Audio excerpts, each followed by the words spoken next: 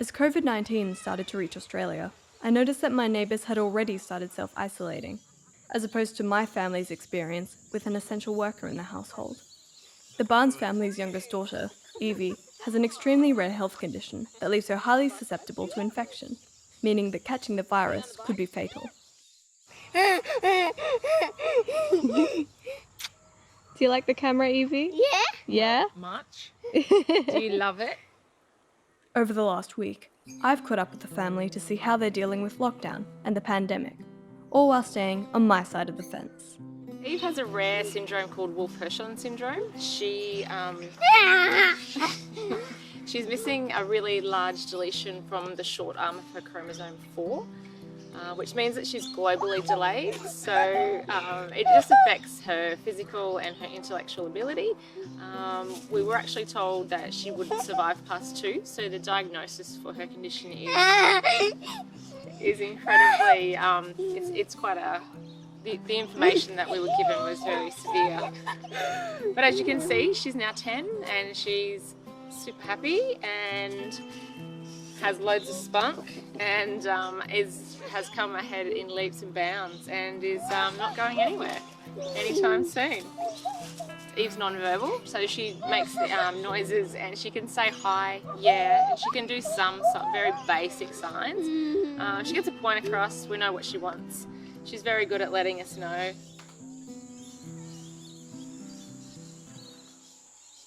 Back over on my side of the fence, my mum still continues to go to work as a nurse on the front lines.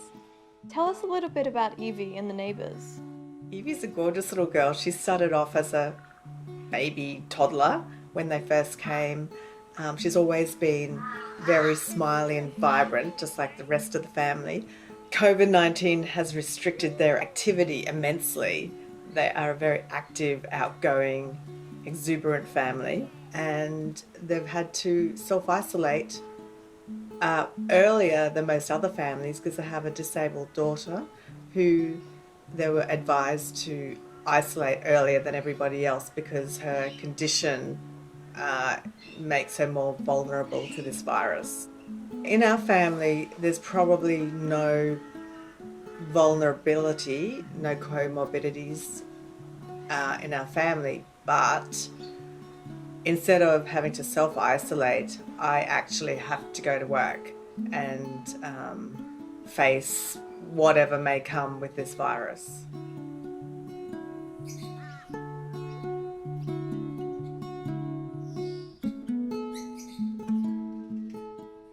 So how have you guys been coping with coronavirus?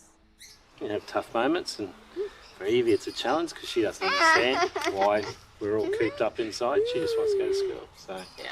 the first couple of weeks she was bringing her school shirt out every day, just going, let's go, I'm ready for school. Yeah. So that's tough, but you know, she's got a friend Bridget that comes over every day, every morning. Yeah, Bridget. A normal routine for us is we have a carer come in the morning, gets Eve ready for school. She goes to school until 3. Often we'll have another carer from a different department bring her home in the afternoon, and they'll do some activities with her, give her a bath, and then we take over when they leave at 6. So she's pretty much taken care of, 7 in the morning till 6 at night. Like normal times, we manage things very well. Whereas with coronavirus, we wanted to limit as much risk coming into the house. So we only have one carer coming in, and she's at home isolating, and she's the only person that's coming here. She's been a lifesaver, like for us to be able to work and for the kids to school. So she's been coming every day for a few hours in the morning. So we've just so that we can work and get that quality block of work in. So yeah, I don't know what we would have done if we hadn't had that small amount of respite through all of this. My job involves providing in-home support care for Evie and her family, and just being an extra pair of hands to help out around the house and ensure that Eve's happy and has got everything that she's needing for the day. It's quite a varied role, but I really enjoy it. At the moment, especially with COVID-19 and her not being at school, we're doing a lot of play-based learning. I'd say her favourite thing to do is listen to music and dance. She certainly loves music, and so she often requests we put on YouTube. and we'll pick her favourite songs and we'll dance around the lounge room together and just have a bit of fun and be a bit silly. And she also loves playing bubbles, so we spend quite a bit of time blowing bubbles and popping bubbles and communicating with her through her pod book, just making sure she's having some fun, laughing together and hanging out. With a child like Evie, who is quite susceptible to infections, I think it really opens your eyes to how diligent you have to be with hand hygiene and general hygiene as well. So keeping clean and making sure that you're being very cautious with prepping the food and things like that. So I definitely think it was a real eye-opener, I would say. You could be having a terrible morning and then you come over and he just makes you feel so happy and alive, and she's just brightens up your day and makes you laugh and put a smile on your face, because she's always so happy and just enjoying life, and I think she's a good reminder of that.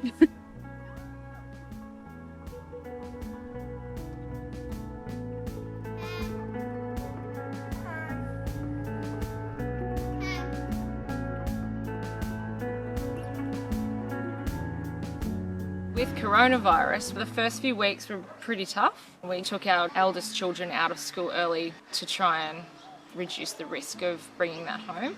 So we're all fighting for space in the house. Like, Eve loves to sit on your lap. She loves to help you with your computer. If you're on a call, she wants to be a part of it.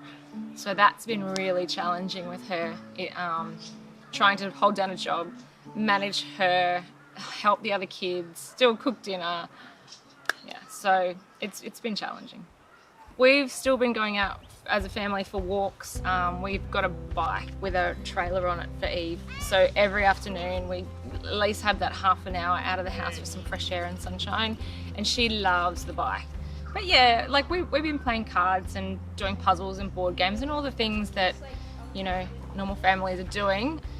Eve doesn't have patience or doesn't allow us sometimes to enjoy that time, and it can get challenging. But I think we've just really tried to use this time to go back to like basics. I don't know, just come up with different ways to connect as a family.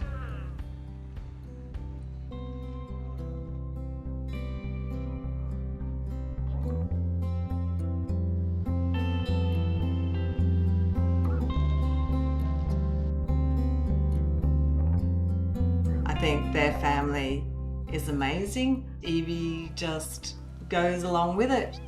She's always there in the thick of it. And I think Evie has become the amazing child she is because she's got this great family that's been very supportive. They just include Evie and give her what she needs to grow. People like Eve, and this is where I struggle, like they're not able to make the choices for themselves. They're not aware of the enormity of what's going on around them. Like nothing's more important than life, and I realise that the economy is going to suffer and there's so many things, but at the moment we really need to protect the vulnerable. So we don't have to make those decisions about who gets a ventilator, it's always a concern. I just don't think that anyone should ever have to be in that position. If we have a chance to, do something about it, it's really not that hard to stay at home. And yeah, it has its moments, but if we can protect all of those different minorities, then I think it's really important.